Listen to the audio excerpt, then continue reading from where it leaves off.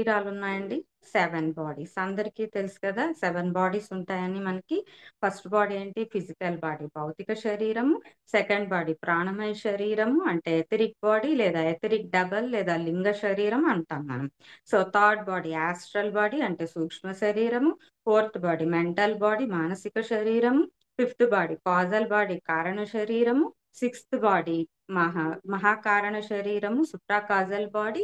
And seventh body ఏంటి? Divine body. So, నిర్వాణ శరీరం. So, ఇవన్నీ మనకి 7 శరీరాలు ఉంటాయని మనందరికీ తెలుసు కదా!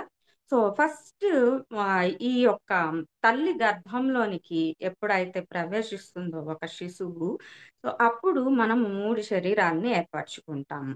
తల్లి శరీరంలోకి ఎప్పుడైతే ఒక శిశువు ప్రవేశిస్తుందో 3 శరీరాలను ఏర్పరచుకుంటుంది.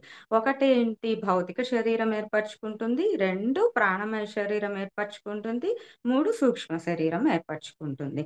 సో, ఈ మనము ఆధ్యాత్మికవేత్తలు అందరూ యోగులందరూ కూడా ఏం జెప్తూ ఉంటారు? సెకండ్ శరీరం ఏదైతే ఉందో ఈ ప్రాణమయ శరీరం నుంచే మన ఆధ్యాత్మిక ప్రగతి అనేది ప్రారంభమవుతుంది అని చెప్తూ ఉంటారు.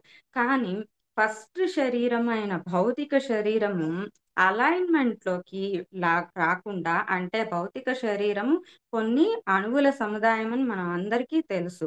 సో, ఈ భౌతిక శరీరంలో ఉండే అణువుల ప్రకంపన స్థితిని పెంచుకొని చైతన్య విస్తరణ గావించుకొని ఈ యొక్క కాళ్ళ దగ్గర ఉండే అణువులేవైతే ఉన్నాయో అంటే కాళ్ళ దగ్గర అణువులుంటాయి కదండీ! ఆ అణువులు తన ప్రకంపన స్థితిని పెంచుకొని ఒక మెదడు దగ్గర ఆ అణువులుగా పుడతాయట.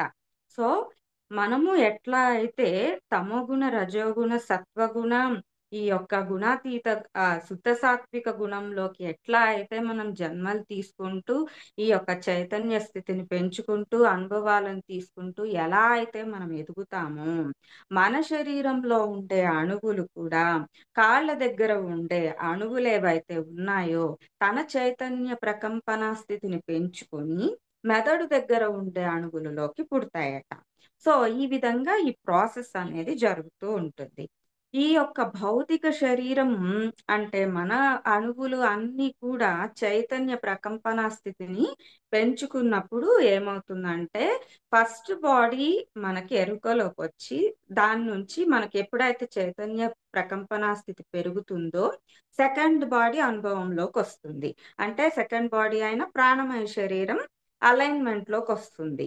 సో, సెకండ్ బాడీ కూడా ఎరుకలోకి తెచ్చుకుంటే, ఆ అణువులన్నీ కూడా చైతన్య ప్రకంపన స్థితిని పెంచుకున్నప్పుడు అంటే ఇవన్నీ కూడా మెడిటేషన్‌లోనే జరుగుతాయండి. సో, అది జరిగినప్పుడు థర్డ్ శరీరమైన సూక్ష్మ శరీరము మనకు అనుభవంలోకొస్తుందనమాట. అంటే అలైన్‌మెంట్ అంటే ఇక్కడ చూడండి. ఇప్పుడు ఫిజికల్ బాడీ ఇలా ఉంది. అన్ని శరీరాలు ఇలా అలైన్‌మెంట్‌లోకి రావాలి. ఇలా అలైన్‌మెంట్‌లోకి రావాలి. 7 బాడీస్ ఇట్లా అలైన్‌మెంట్‌లోకి ఎప్పుడైతే వస్తాయో అప్పుడు మనం సంపూర్ణ సమాధి స్థితిని మనం పొందగలుగుతామనమాట.